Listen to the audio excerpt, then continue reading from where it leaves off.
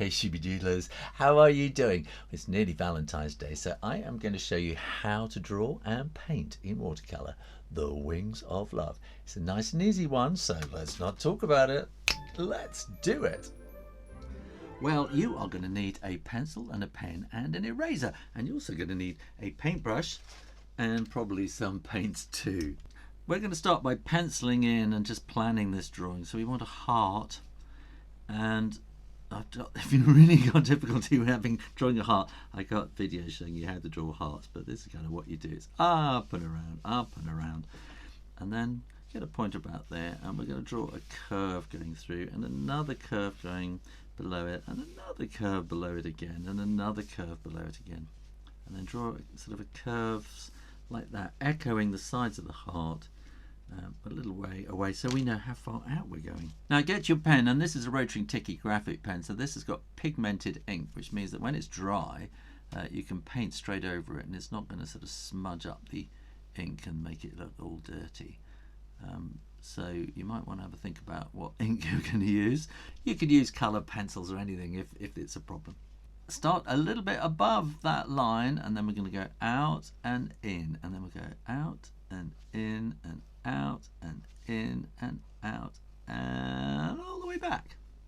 And similarly on this side, I'm just going to twist this round a little bit to make it easier for me. I'm going to go out and in, and out and in, and out and in and out and in, like that. And then sort of follow those lines up the middle and give them a flick. And if you give it a flick, you get that nice sort of sharp pointy line at the end. And I'll twist this around a bit. Flick, flick, flick, flick. When you are absolutely sure that the ink is dry, then you can erase those pencil lines. You wouldn't want to smudge the ink, would you? So now I'm going to get my paintbrush, and this is a Pentel Aquash paintbrush, and it has all the water in the handle and it kind of seeps through into the brush. Ooh. So if I give it a little squeeze, I can sort of dribble some water onto my palette, and I'm going to get some alizarin crimson. It's maybe a bit too much, so I'm just squeezing a little more water in there just to thin it down a bit. What I'm going to do is I'm going to start with a curve around the top there, and a curve around the top there, and then I'm going to leave a little bit of white and a little kind of toenail of white there. It's a bit like a toenail, isn't it? A moon, maybe that's a bit more romantic. And then just kind of, you want to be quite quick with this because you need to keep the watercolor wet, and just keep the whole heart quite nice and wet, because in just a moment we're going to drop some more color in. So I'm going to get a little bit more color and just smooth it in a bit there, and then I'm going to drop it in around that bit that has been done with the highlight there, and then I'm going to add a little bit more. I'm not going right to the edge, I'm just going down the side there, so we've got a kind of an ambient light reflecting on the side of the heart. And I'm just going to sort of dab a bit more in there, and what we're trying to do is to kind of build a bit of shape and sort of lovely roundness, plumpness shall we call it. And then you're going to want to dry it, but I haven't got all day, so I'm going to use my hairdryer. Why not join me on Patreon for images, help sheets, advice, and a whole lot more. And I know some people will be going, oh look, he's missed a little bit there and there. I was talking with one of my patrons this morning online, and about sort of being too picky about things. While you're working on something like this, you might notice that a little bit there and think, oh, I haven't quite done it, oh, what shall I do? But if you come back in 2 weeks' time, you won't notice it, and you might even think, hey, that looks really nice. Normally I would use this colour here, which is called neutral tint, but in case you haven't got that, it's a kind of a grey, bluey grey colour. What you can do is get French ultramarine, so if you get a bit of that, and kind of mix it in your palette, squeeze very gently to add a bit of water, and then get a dark brown. This is sepia, and that's looking a bit too brown, so add a bit more.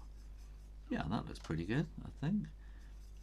Yeah, add a bit more. See, that's too much. just keep sort of adding and mixing until it kind of looks right, and I think that's still a bit brown. Now that's looking like a good grey to me, so I'm going to use that colour. And what I'm going to do is I'm going to sweep down the side there, and I think that's a bit dark actually. So I'm going to add a bit more water into the palette, and I'm just going to swoosh down there a little bit, and then we're going to swoosh up the bottom side, the lower side of each of those little feathers like that. And then we can do the same down here. We'll swoosh down the side in one big shadow like that, and then we'll go and just do the lower half of each feather. And I think this time I'm going to use this neutral tint because it's ready mixed and it's a little bit darker. And what I'm going to do is just flick up the side of each feather like that, just to give a little sort of feeling of the featheriness of them, and then go the other direction on the lower half like that.